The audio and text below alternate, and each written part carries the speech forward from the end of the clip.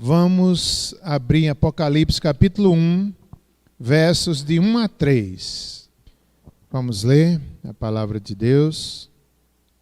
Revelação de Jesus Cristo, que Deus lhe deu para mostrar aos seus servos as coisas que em breve devem acontecer. E que ele, enviando por intermédio do seu anjo, notificou ao seu servo João, o qual atestou a palavra de Deus e o testemunho de Jesus Cristo quanto a tudo o que viu. Bem-aventurados aqueles que leem e aqueles que ouvem as palavras da profecia e guardam as coisas nela escritas, pois o tempo está próximo. Oremos mais uma vez. Senhor, obrigado porque nós somos bem-aventurados, estamos lendo, dar-nos ouvidos à tua profecia, tua palavra, a tua revelação. Abençoa-nos nesse estudo, todos os domingos que certamente teremos. Edifica cada um de nós, edifica a tua igreja, em nome de Jesus. Amém. Podem sentar, irmãos. Primeira coisa que eu quero dizer é o testemunho do apóstolo João. Que maravilha nesse livro. Nós encontramos também no Evangelho de João, encontramos também nas cartas joaninas. E aqui João, meus irmãos, ele tem aqui perto de 100 anos. É impressionante como Deus o preservou. Lá no capítulo 21 de João, do Evangelho de João, nós temos um texto quando Pedro pergunta como seria a vida de João, né, do discípulo amado, aquele que reclinava a cabeça com Jesus na Santa Ceia. E Jesus dá uma resposta, né, a Pedro, dizendo assim: tu vem, segue-me. Se eu quero que ele viva até a minha vinda, como quem diz assim, eu sei o que vou fazer. Então ficou aquela profecia, ficou esse texto bíblico, e lá mesmo explica, não que João fosse viver para sempre aqui nessa vida, ou não fosse morrer, ou fosse arrebatado com vida como Elias, como Enoque. Não era isso. Mas ficou esse boato, esse mal entendido, que no início do Império, algumas pessoas, por João viver tanto, se dizia isso, né? Como se fosse um cumprimento daquilo que Jesus disse. Mas não é verdade. Ele morreu como qualquer ser humano. Agora, impressionante ele ter quase 100 anos, porque a estimativa de vida daquela época era apenas 38 a 45 anos. As pessoas já morriam. A maioria dos apóstolos já tinham morrido. E Deus preservou João ali para o testemunho, para confirmar a pregação, a revelação. Era o último dos apóstolos a ainda estar vivo. E isso é muito forte. Quando nós vemos aqui João dessa idade, ele preso, um homem dessa idade preso na ilha de Patmos, porque amava a Deus, era fiel à palavra do Senhor. Então, naquela ilha de Patmos, eram as pessoas desprezadas no império. As pessoas que causavam mal à sociedade eram levadas para aquela ilha. E um senhor de quase 100 anos, um homem de Deus, sendo levado como malfeitor. Que sofrimento! Mas Deus tinha um propósito final. O último testemunho de João, dos apóstolos, ele ali recebe aquela revelação, nome Apocalipse, revelação. Então Deus mostra ali as coisas que iriam acontecer. Várias visões ele tem, ele escreve de uma forma diferente. Essa é a marca também de Apocalipse, a literatura apocalíptica, que é difícil de entender, mas era comum naquela época. Nós encontramos esse tipo de literatura, não somente aqui em Apocalipse, nós encontramos em Isaías, nós encontramos em Ezequiel, encontramos em Zacarias e também, principalmente em Daniel. Mais da metade, certamente, do livro de Daniel tem essa mesma literatura apocalíptica, com vários símbolos, com vários significados. E não só na Bíblia, mas naquela época, naqueles 2 últimos séculos do antes de Cristo, talvez os 2 últimos séculos também primeiro, era muito comum esses livros apocalípticos, essa literatura cheia de símbolos, cheia de desenhos, de imagens, sempre falando de coisas futuras, dos acontecimentos finais. Era muito vasta essa literatura. Então, para a gente hoje, quando a gente olha assim esse livro, né, tem pessoas que têm medo, tem pessoas que querem marcar a volta de Cristo, mas não é para isso que foi escrito esse livro. A mensagem é simples. Os símbolos são difíceis de entender, mas é possível entender a mensagem de Apocalipse. Eu lembro lá em casa que Débora, desde pequena, amava Apocalipse. Eu digo, como é que essa menina gosta de Apocalipse? Não é? E uma linguagem difícil. Eu estava comparando, não que seja comparado no conteúdo, mas o estilo, as Crônicas de Nárnia, né? Naquele filme que tem vários símbolos, vários significados. Apocalipse é assim também. São significados simples, com figuras diferentes, com desenhos, com dramas, com tanta coisa assim. E são vários ciclos da mesma visão. São 7 ciclos. É como se a mesma visão se repetisse 7 vezes de forma diferente. Cada vez é acrescentada uma peça à visão, um cumprimento, uma profecia, de tal forma que na última visão se entende todas elas. Então, o número 7 é muito forte em Apocalipse, porque significa digamos assim, a inteireza da mensagem da igreja, a perfeição de Deus. O número 7 representa isso. Há muitos números em Apocalipse que a gente tem que entender que muita coisa é simbólica e é simples, apenas dito. Eu não sei vocês, mas não queria nem falar isso, mas vou falar.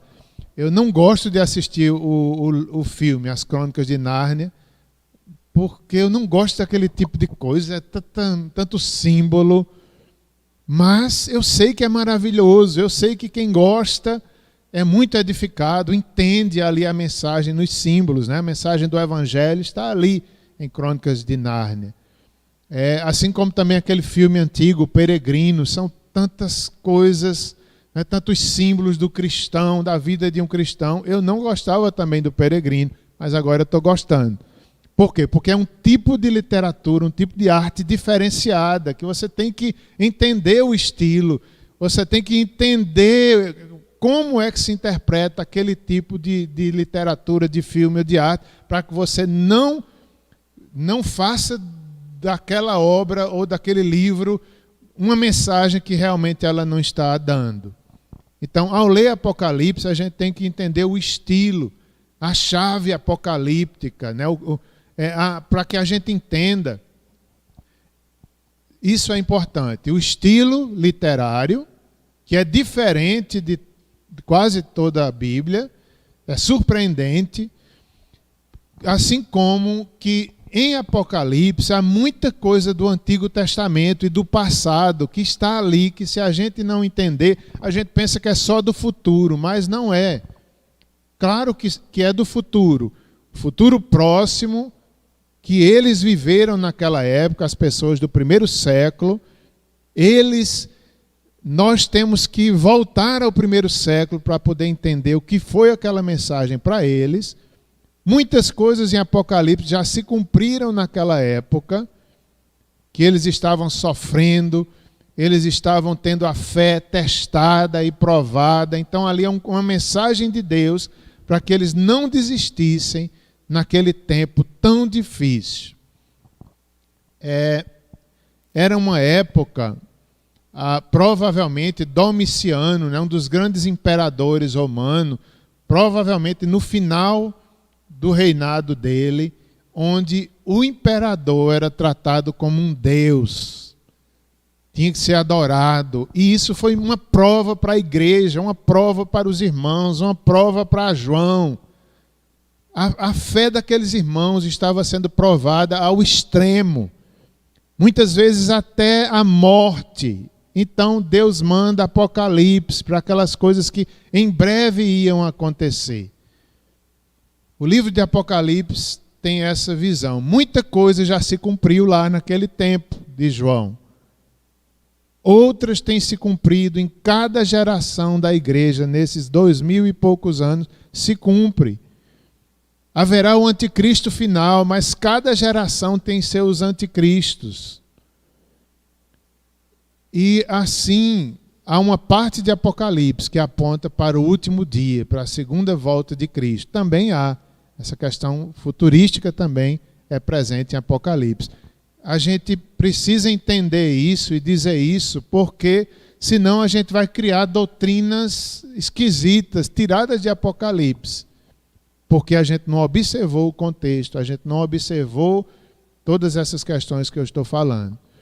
Uma das coisas importantes para a gente entender Apocalipse também é nós lembrarmos que há citações do Antigo Testamento dentro de Apocalipse. Eu acho que mais de 200 citações do Antigo Testamento estão presentes em Apocalipse. E o Evangelho está ali presente no Apocalipse. Ali, João foi testemunho ocular de Cristo. Então, os evangelhos já eram escritos, ele já conhecia o evangelho. Então, ali uma repetição do evangelho. É a base de Apocalipse, é a cruz, é o Cordeiro de Deus, é o sangue de Jesus. A vitória de Cristo é certa, como nós cantamos nessa manhã. A vitória do Senhor é certa, está lá em Apocalipse. Então, Apocalipse não vem do nada, ele vem do evangelho, ele vem de Cristo. É uma revelação confirmando aquilo que já estava revelado. Não é uma novidade qualquer, mas é algo apostólico. É ali o evangelho sendo dito para uma igreja sofredora. E é para nós também, porque ele tem esse sentido que ele é para toda igreja, não só para as 7 igrejas da Ásia Menor, mas ele é para toda igreja em todas as épocas. O Leandro Lima, ele fala, não é, que há em Apocalipse essa mensagem, há uma verdade oculta por trás da realidade física. Então, uma das lições de Apocalipse é isso, é que há uma guerra espiritual. Quando as coisas vêm acontecer aqui na terra, já no céu já foi dada a ordem. Então, tudo o que acontece, Deus está no controle, Deus sabe. Apocalipse passa essa mensagem. Deus está no controle de todas as coisas. Ele tem a vitória. Vamos ver, para que a gente entenda melhor, não é importante saber a época que foi escrita, a quem foi escrita, o propósito do livro, também é importante, e não é satisfazer a curiosidade sobre o curso dos eventos futuros, e sim preparar e encorajar um grupo de igrejas a enfrentar as dificuldades que testariam a sua fé ao limite. Quanto ao autor, quem é o autor de Apocalipse? Alguém falou aí? João? Sim, João. Que João? Tem tantos Joãos na Bíblia, né? Mas é João apóstolo. E como é que se sabe disso, né? Porque João, apóstolo, ele é tão humilde que quando ele escreve, ele simplesmente coloca João. Ele não diz, sou eu, apóstolo. E isso é uma das mensagens, para mim, muito importante, né? Que você vê isso na vida de Paulo. Quando Paulo, ele fala, uma época do seu ministério, acho que ele fala a Timóteo, ele diz, eu sou o menor de todos os apóstolos. Cerca de 5 anos depois, Paulo, mais amadurecido, mais forte no Evangelho, ele diz: eu sou o menor de todos os santos. Um tempo depois, alguns anos depois, Paulo diz: eu sou o principal de todos os pecadores. Então, isso aconteceu com os apóstolos. Eles foram cada vez mais vendo que eram pequenos, que eram pecadores, de tal forma que João diz aqui: eu sou somente João. Sou João. Isso é muito bonito. Nós conhecemos há alguns anos atrás um missionário chamado Edmundo, da Rádio Transmundial. Meus irmãos, pense num missionário já idoso, experiente, mais de 50 países, eu acho, que ele já tinha ministério e já tinha pregado. Sabe como era que ele se apresentava? Eu sou Edmundo. Não precisa me chamar de pastor, de missionário. Eu sou apenas Edmundo, um pecador salvo e redimido por Cristo. Então aqui João diz: eu sou João. Mas no século II, veja como é bonito isso, né? Sobre a autoria de Apocalipse. No século II, cerca de 40 anos depois da revelação, ali os pais da igreja testemunharam e deixaram escrito alguns escritos que confirmam que João, apóstolo, foi o autor de Apocalipse, confirmando o testemunho interior do livro. Vieram esses testemunhos externos. Então, um exemplo disso é o Justino, o Marte. Ele, Irineu e outros identificaram o autor como sendo o apóstolo João. É um testemunho praticamente unânime dos historiadores, dos estudiosos. Já naquele segundo século, cerca de 40 anos depois, eles já reconheciam isso e eles diziam. Olha uma frase dele. Ele disse assim: houve um certo homem conosco, cujo nome era João, um dos apóstolos de Cristo, que profetizou por revelação que lhe foi feita. Eles, tanto esse quanto outros, eles foram testemunhas oculares, conviveram e podem dar esse testemunho para a igreja. Eu acho isso tão importante, comprovando a veracidade bíblica, a Apocalipse como parte do cânon do Novo Testamento. Então o autor realmente foi João, apóstolo. Qual foi a data? Cerca de 95 depois de Cristo. É um dos últimos livros a serem escritos no Novo Testamento. No fim do reinado de Domiciano, provavelmente entre 81 e 96 depois de Cristo. A quem foi destinado? Inicialmente as 7 igrejas da Ásia Menor. A Bíblia, nós vamos estudar aqui cada uma das igrejas, não é? Todas elas. Então foi direcionado para eles inicialmente. Receberam repreensões e encorajamentos. Nós, como igreja, precisamos de repreensões e de encorajamento. As duas coisas. Quando criamos nossos filhos, nós devemos dar repreensões e encorajamento. Jesus deu àquelas 7 igrejas repreensões e encorajamento. Ninguém pode criar filhos ou pastorear uma igreja só com elogios. Tem que haver repreensões também. O pastor Jeremias, certa vez, deu esse testemunho, dizendo que quando era bem jovem no ministério, um pastor ensinou para ele, dizendo que você precisa dar bronca na igreja. Não é só elogiar, não, a gente precisa de bronca. Então, Jesus faz isso para aquelas 7 igrejas de Apocalipse. Ele elogia, mas ele traz repreensões para poder sarar, para poder curar, para poder aperfeiçoar a obra na igreja. Então, essas 7 igrejas, elas eram, né, na Ásia Menor. Eu quero lembrar aos irmãos, lá em Atos 16, verso 6, há um momento que eu gosto muito, é quando Paulo tem uma visão em Troade. É quando o apóstolo Paulo ele está em dúvida para onde ele vai evangelizar. E ele quer ir para a Ásia. Isso antes de João, isso vários anos antes. Ele quer pregar o evangelho na Ásia, que é Efésios e todas essas igrejas aqui do Apocalipse. Paulo, ele quer ir, principalmente para Éfeso. E quando ele está pronto para ir, disposto a ir, o Espírito Santo lhe para e não permite ele seguir viagem. E Paulo fica meio desorientado, sem entender, vai para Troade, que era uma cidade ali que tinha um porto, e de noite Deus lhe dá uma visão em Troade, onde aparece um homem macedônio pedindo: vem e ajuda-nos.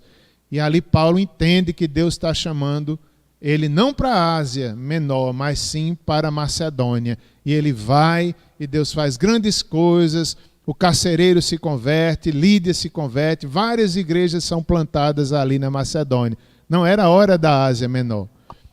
Quando chega aqui, nós vemos o que Deus preparou para a Ásia Menor, Apocalipse. E o Evangelho já tinha chegado lá, antes mesmo de Apocalipse. Então veja como o Espírito de Deus age, não é? Não era a época que Paulo pensava que era, mas em outra oportunidade ele chegou aí a Éfeso, levou o Evangelho, Apolo se converte e depois Deus manda a mensagem às igrejas de Apocalipse ali da Ásia Menor. Tudo tem um tempo, Deus é perfeito na história, na evangelização, em todas as coisas. O número 7, quando fala aí as 7 igrejas da Ásia Menor, ele é muito representativo, não é um símbolo apenas em Apocalipse, mas é impressionante como Deus se revela através desse número e de outros também. Por exemplo, quando diz as 7 igrejas, na verdade está falando da totalidade da igreja de Cristo. 7, esse número representa isso, é uma totalidade. Há 2 cânticos, pelo menos em Apocalipse, que eles falam, né? A honra, a glória, o poder, a sabedoria, a riqueza. São 7 vezes que são repetidos a majestade de Deus, o poder de Deus, o senhorio de Deus.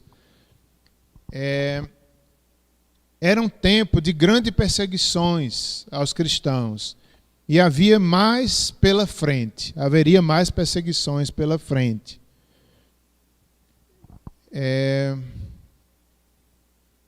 O livro assegura aos cristãos que Cristo conhece as suas condições e que Ele as chama a permanecer firmes contra todas as tentações. Isso aqui, irmãos, serve para toda a igreja em todas as épocas, né? Dizendo que Cristo conhece o sofrimento da igreja e que Cristo os chamava e nos chama para sermos fiéis, firmes contra todas as tentações que sofrermos. É Deus dizendo: eu conheço o sofrimento de vocês, eu conheço as tribulações, permaneçam firmes até o fim. Isso é uma das mensagens de Apocalipse. Deus estava dizendo a eles e diz através da palavra de Deus para nós: fiquem firmes até o fim. Nas lutas que aconteceram naquela época, as lutas na história da igreja, as lutas que nós enfrentamos por causa de Cristo hoje, essa é a mensagem: fiquem firmes, o Senhor reina, Ele vem, não desanimem nos sofrimentos. A vitória dos cristãos foi assegurada pelo sangue do Cordeiro. Então, a vitória de Cristo já é certa, o sangue de Jesus trouxe a vitória para eles e para nós. Cristo virá em breve para derrotar Satanás definitivamente e todos os seus agentes. Então nós vemos, né, aparecem símbolos, né, de Satanás, a besta, o falso profeta, tudo isso a gente vai estudar. O milênio, a volta de Cristo. É interessante que Satanás aparece como um imitador das coisas de Deus. Até a Trindade ele imita. Já pensou que coisa terrível? É Satanás, a besta e o falso profeta, a falsa Trindade. A gente vê em Apocalipse. Tudo que Satanás faz reflete o caráter dele, de maldade, para matar, roubar e destruir. Ele é como se ele quisesse criar. Deus não é criador, ele quer ser criador sem ser. Só que ele faz tudo mal feito, tudo se parece com ele. Assim como tudo que Deus fez reflete a sua santidade, a sua majestade, a sua glória. Nós somos a imagem e semelhança de Deus.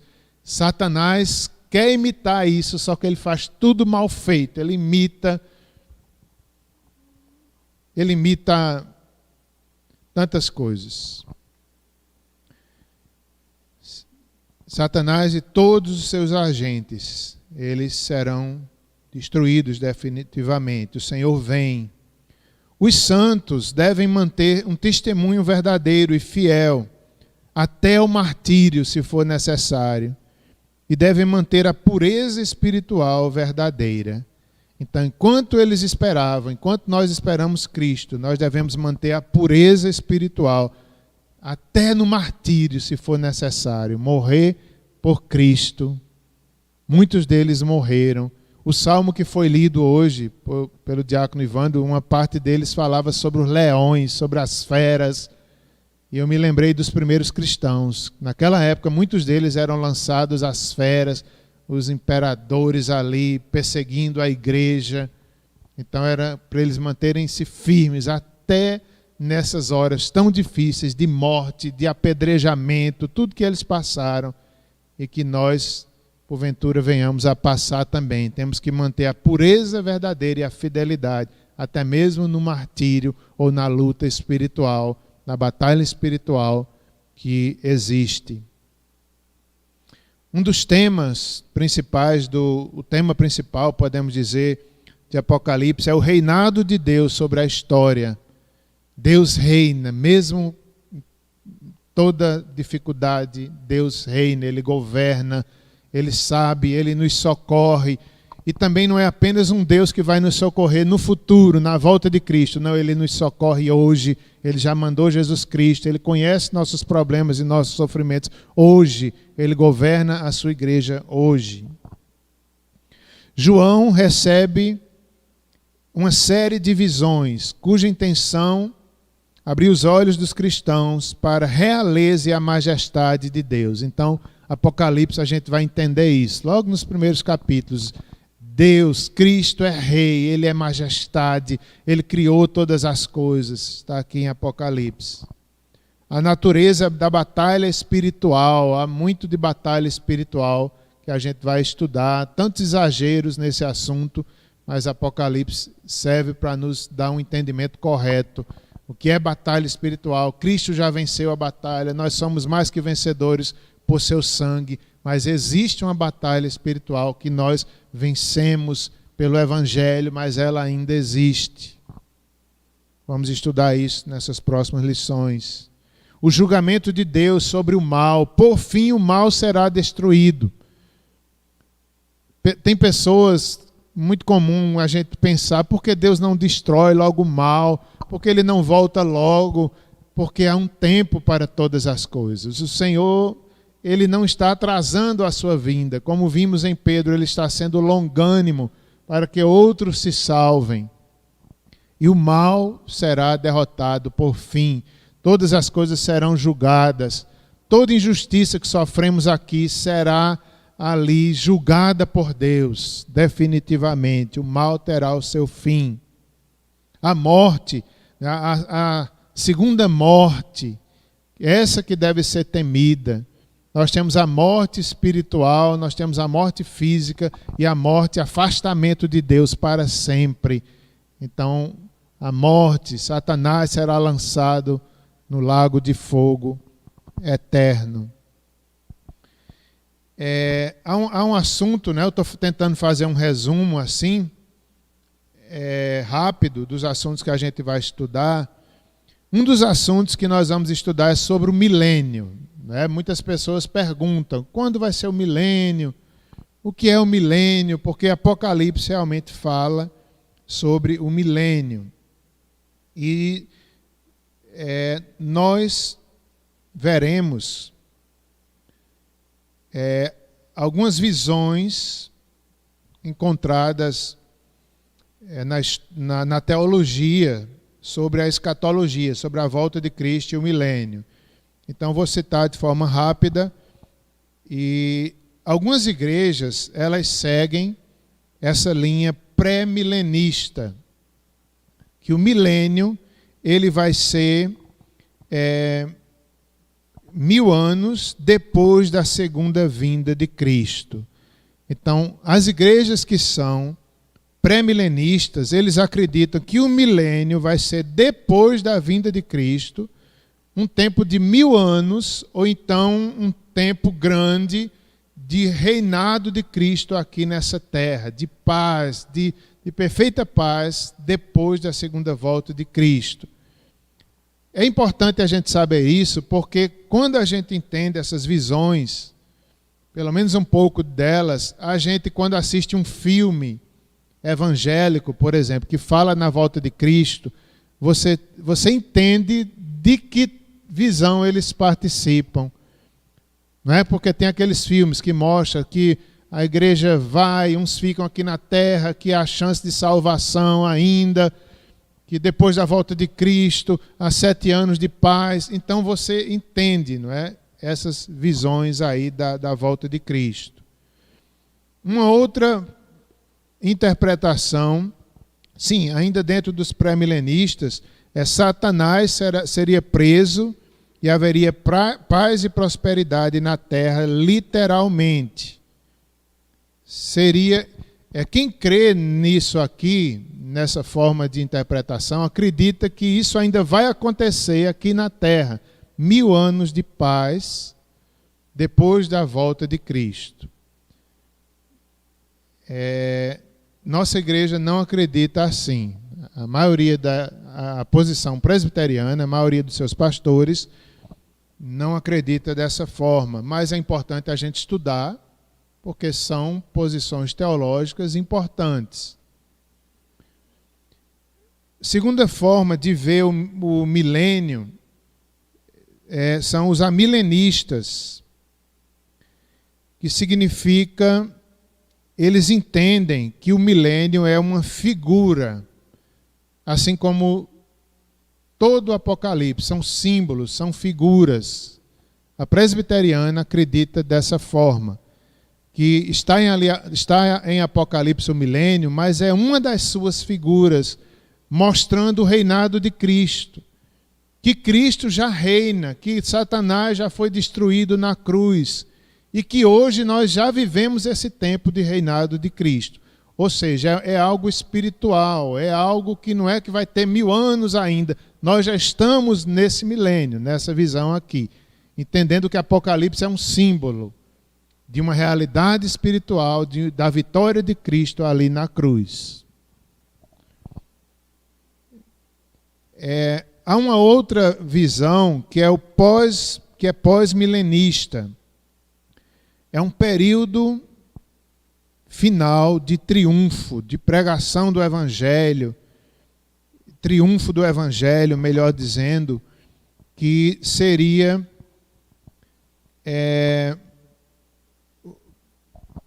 que Jesus viria, o pós-milenista, um período final de triunfo. Jesus viria e depois teria esse tempo aqui.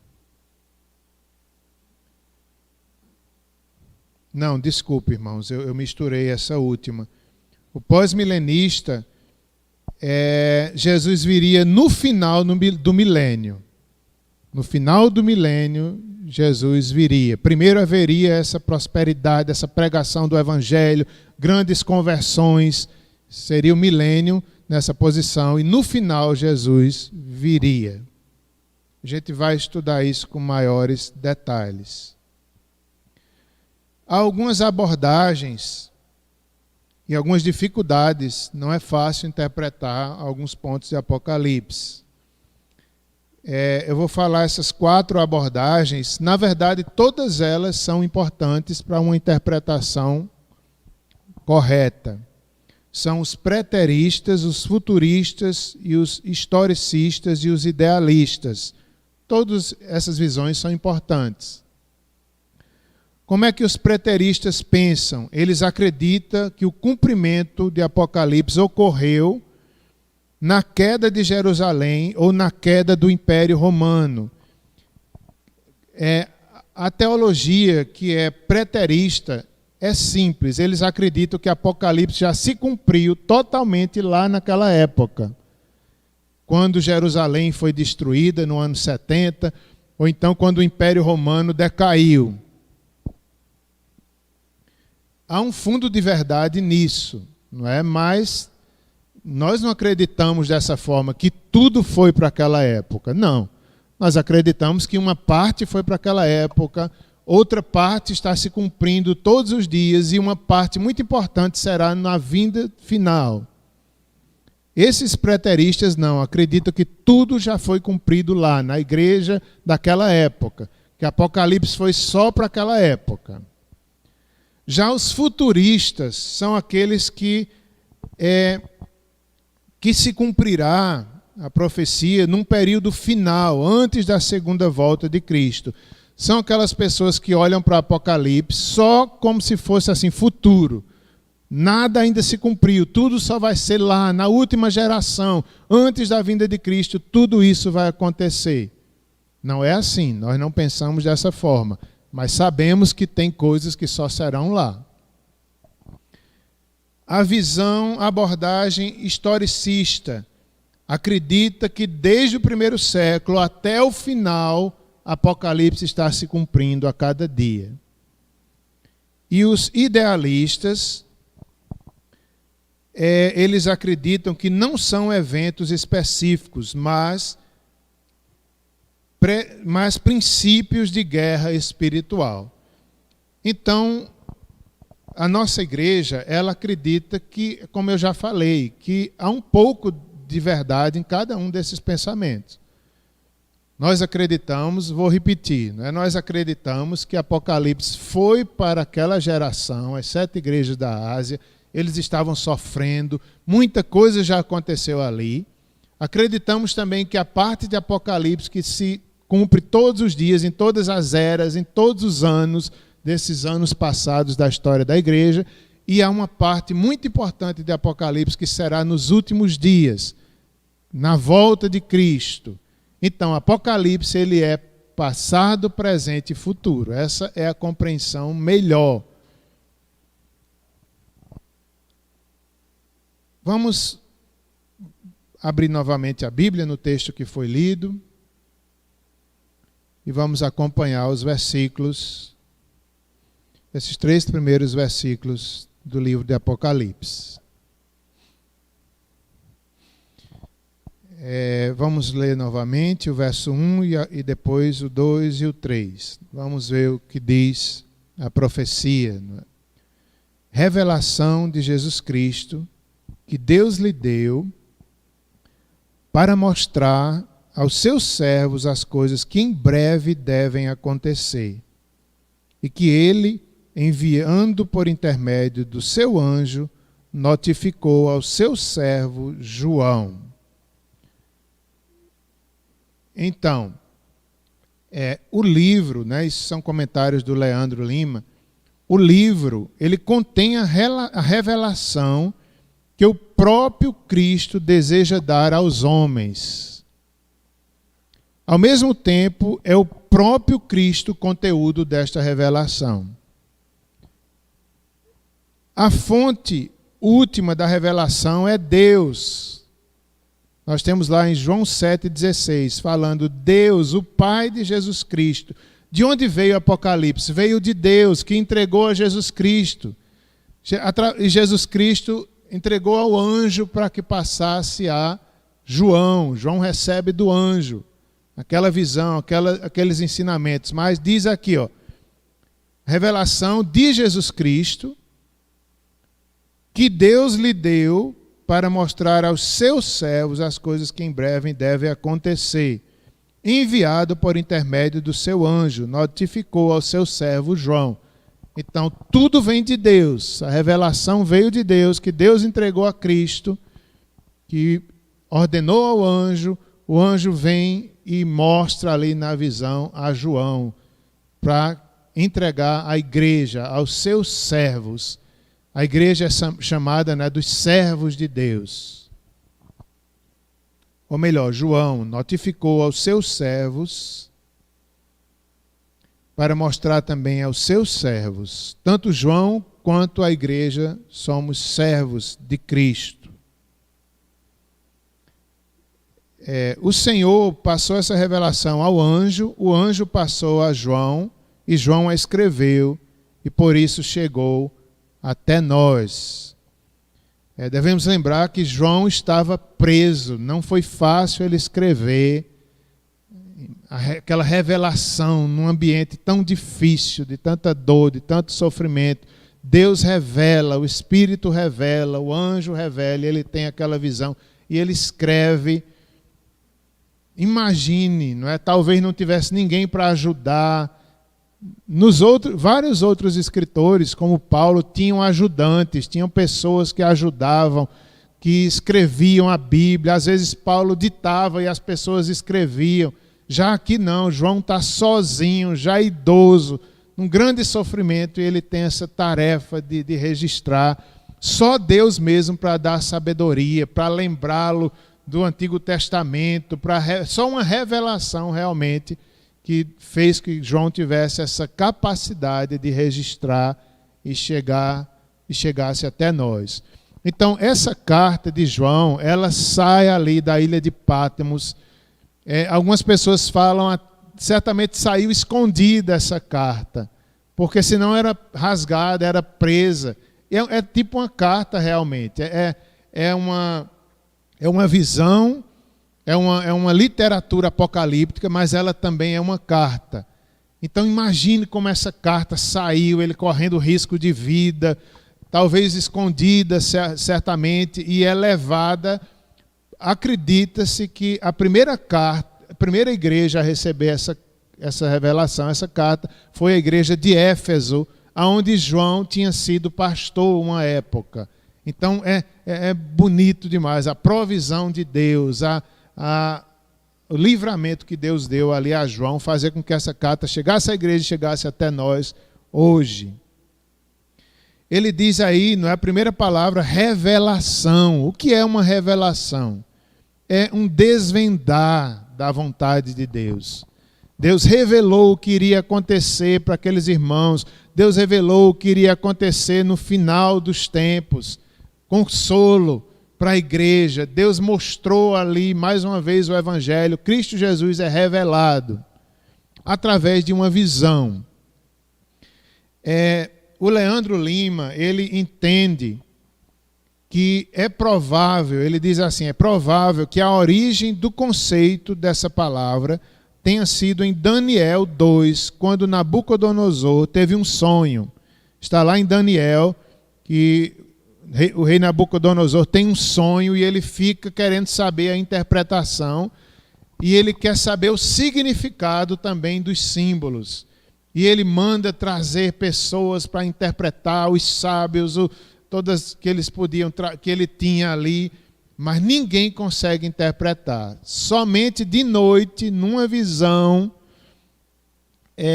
Daniel viu, uma visão de noite, Daniel 2,19.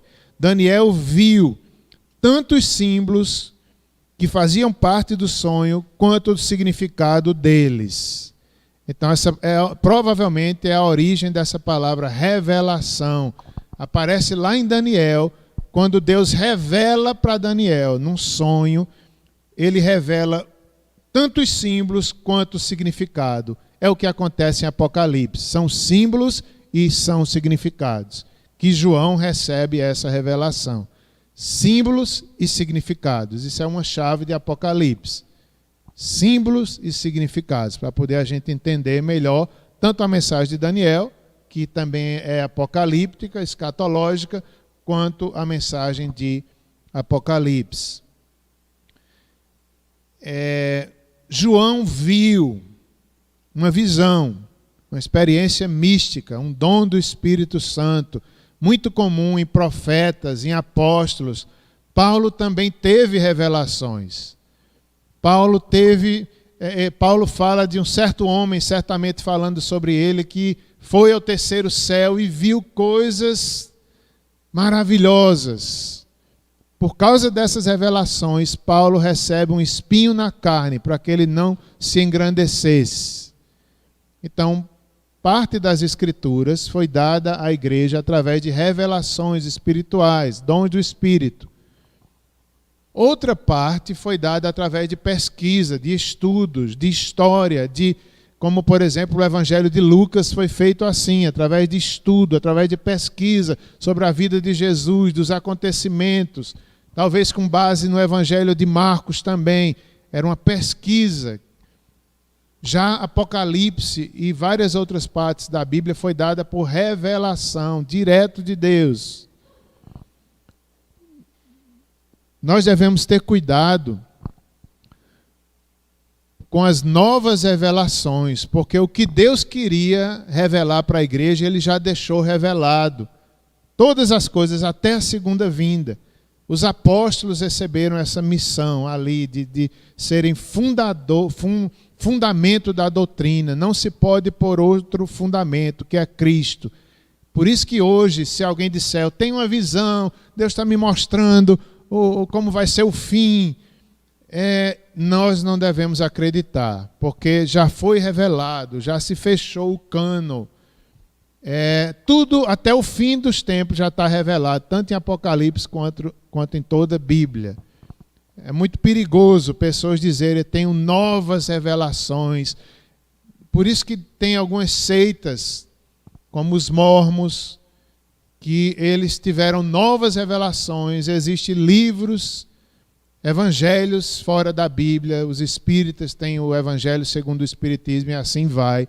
Então não pode, porque os apóstolos já morreram. Deus encerrou a sua revelação com João. Então é uma revelação especial.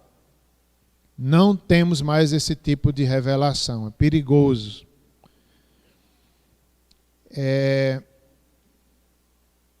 Verso 1, como estamos vendo aí, né? Revelação de Jesus Cristo, que Deus lhe deu para mostrar aos seus servos as coisas que em breve, é como já falei, esse em breve, ele significa os últimos dias, desde o nascimento, morte e ressurreição de Cristo até a sua segunda vinda. Então, em breve, não se sabe o dia ou a hora, pode ser a qualquer momento. Nós podemos encontrar Cristo pela sua vinda ou então pela nossa morte. Há esse sentido aqui também. Nós vamos encontrar Cristo brevemente, seja pela nossa morte ou seja pela sua volta hoje. Devemos esperar todos os dias. Em breve deve acontecer. Aquela igreja estava sofrendo muito e ainda iria sofrer mais. Então, foi revelado para eles também, em primeiro lugar, as coisas que em breve iriam acontecer, para que eles resistissem, para que eles ficassem firmes nos sofrimentos que estavam sofrendo e nos que vinham ali do imperador, do império e de todas aquelas circunstâncias. Provavelmente eles estavam perdendo casas, parentes, empregos, então eles deveriam permanecer firmes. A mensagem, verso 2, o qual atestou a palavra de Deus. Então, é um testemunho de João, do anjo, a palavra de Deus e o testemunho de Jesus Cristo. Jesus Cristo está se revelando em Apocalipse, mais uma vez, quanto a tudo que viu. Verso 3, bem-aventurados aqueles que leem e aqueles que ouvem as palavras da profecia e guardam as coisas nela escritas, pois o tempo está próximo. Esse verso 3, eu já caminho para o final. Esse verso 3 provavelmente é uma referência à forma que Apocalipse foi lido naquelas igrejas. Quando chegava essa carta, eles não tinham microfones, não tinham esse costume de ler a palavra de ter uma pregação, um sermão. Não, eles liam ali a carta para todas as pessoas ouvirem. Então ele está dizendo, bem-aventurado, mais felizes são aqueles que leem. Provavelmente quem era que liam? Eram os pastores da igreja. O pastor de Éfeso provavelmente foi o primeiro a ler para toda a congregação. E a congregação era bem-aventurada também, porque deveria ficar em silêncio. Eles eram acostumados a isso, a cada detalhe de Apocalipse. Certamente foi uma surpresa, não é? Por causa do estilo, um estilo de símbolos, um estilo difícil, mas eu fico imaginando como os autores aqui explicam, aquela experiência, a primeira leitura lá na igreja, eles, né, cada vez que falava, por exemplo, o número 7, se eles estivessem atentos, eles entendiam, eles saberiam que aquela mensagem veio de Deus. Então, cada vez que dizia 7, talvez eles se emocionassem, talvez ele dissesse, é Deus que está falando conosco. E assim, cada detalhe que ia sendo lido, eles deveriam dar atenção. Então, eles eram bem-aventurados, os que prestavam atenção e recebiam aquela revelação que veio de Deus. Bem-aventurados aqueles que leem, né, os pastores, aqueles que ouvem a igreja, as palavras da profecia e guardam as coisas nela escritas, pois o tempo está próximo. Eu quero fazer algumas leituras aqui para a gente concluir nesse livro aqui do Leandro Lima, sobre essa simbologia do número 7. Vejam como é bonita. Ele na página 19, né, ele vai falar aqui a importância dos detalhes em Apocalipse, que aqueles ouvintes originais, os primeiros, deveriam ter. E para eles faziam sentido porque eles estavam vivendo, eles conheciam o Império Romano, eles conheciam suas lutas, eles já conheciam o Evangelho, então tudo fazia muito sentido para eles. E eles interpretavam da forma correta, que é o que nós estamos querendo fazer. Para eles tudo tinha sentido. E para nós também, pelo Espírito de Deus, pela palavra, nós podemos entender Apocalipse. Ele diz aqui a importância dos detalhes em Apocalipse. O verso 3 diz, bem-aventurados aqueles que leem, aqueles que ouvem as palavras da profecia e guardam as coisas nelas escritas, pois o tempo está próximo. Então ele sai explicando aqui sobre essa questão do número 7. É o número que representa Deus, a perfeição, as coisas celestes. Ele usa o número de maneira explícita e implícita. Explicitamente, ele é citado 54 vezes em 30 versículos. Os principais são 7 igrejas, 7 selos, 7 trombetas e 7 taças. Mas, além disso, há um impressionante uso implícito do número 7 no livro. São os detalhes, os símbolos. Como já mencionamos, há 7 bem-aventuranças. Então, meus irmãos, aqui no verso 3 é a primeira bem-aventurança. Se aqueles ouvintes da primeira igreja estivessem atentos, cada vez que falava bem-aventurado, eles iam contando, porque isso era comum para eles, e quando eles vissem que era 7 vezes, eles iriam se alegrar muito, que era Deus que estava confirmando a mensagem. Então, a palavra bem-aventurados são 7 vezes. Bem-aventurados, os que leem. No capítulo 14, 13, a segunda bem-aventurança. Apocalipse 16, 15, a terceira. Apocalipse 19, 9, a quarta. Apocalipse 27, 26, a quinta. A sexta, Apocalipse 22, 7. E a sétima, Apocalipse 22, 7. Então, Isso era uma alegria para eles, saber que Deus estava dizendo: vocês são bem-aventurados. São os detalhes que trazem uma lição para nós também. Outro exemplo é com relação à volta de Cristo. É dita 7 vezes.